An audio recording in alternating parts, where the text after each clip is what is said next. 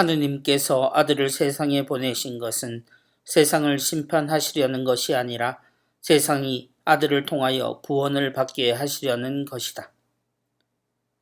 지금의 어두운 시기가 깊어질 무렵 우리 교회는 한 무리의 이름이 유명했습니다. 그 단체의 이름은 하느님의 심판을 통한 새로운 세상을 말하고 있었습니다. 그런데 이와 같은 이들은 언제나 있었고 또 나타났다 사라지기도 하고 소수의 사람들로 인해 그 명맥을 이어가기도 했습니다. 그들 모두에게 이 부활이 어떤 의미가 있는지 모르겠습니다. 우리가 말하는 부활은 심판이 아닌 사랑으로 이루어진 사건이고 이 부활의 과정 안에서 그때의 사람들은 모두 심판 앞에 제대로 설 수도 없는 사람들이었습니다. 주님을 버렸고 모른 척했으며 심지어 주님의 부활을 기다리지 못했고 끝까지 의심을 했던 이들입니다. 지금 새로운 종교를 외치고 믿음을 말하는 이들은 그때부터 전혀 희망 없는 이들로부터 신앙을 이어받은 것이 우리라는 것을 기억해야 합니다.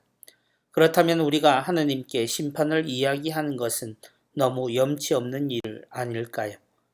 우리가 구원을 꿈꾸고 누군가는 그것을 자신 있게 약속하지만 그러기 위해서는 그 믿음 속에 담긴 뜻은 심판하시는 하느님이 아니라 사랑하시는 하느님이어야 한다는 것을 알아들어야 합니다. 누구나 심판주를 기다린 시간이었지만 우리에게 드러난 하느님의 아들은 우리를 사랑하시고 우리와 함께 하시는 하느님을 전해주셨습니다. 그것이 우리가 직접 경험한 하느님의 실제였습니다. 예수님도 당신은 심판할 모든 권한을 가지셨으나 아버지의 뜻을 이루기 위해 오셨다고 당신을 소개하셨으며 그 내용은 바로 사랑하심이었습니다. 곧 아들은 아버지의 뜻대로 우리를 하느님이 얼마나 사랑하시는지 알게 하시려 노력하셨습니다. 마지막 당신의 생명조차 우리를 사랑하시는 하느님 아버지의 뜻에 맡기신 주님의 모습은 심판에 대해 두려움을 가진 우리에게 전혀 다른 의미를 전해주는 가르침이었습니다. 그럼에도 우리는 아직도 하느님의 심판을 말하며 그 심판에 살아남기 위한 방법을 모색합니다.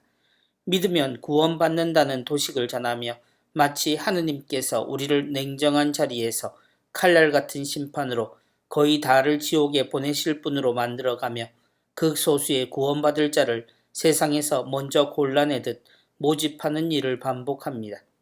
도대체 무엇을 보았기에 그렇게 하느님을 말하는지 모르겠습니다. 지옥으로 표현되는 하느님의 정의는 다른 어떤 설명보다 효과적이긴 합니다.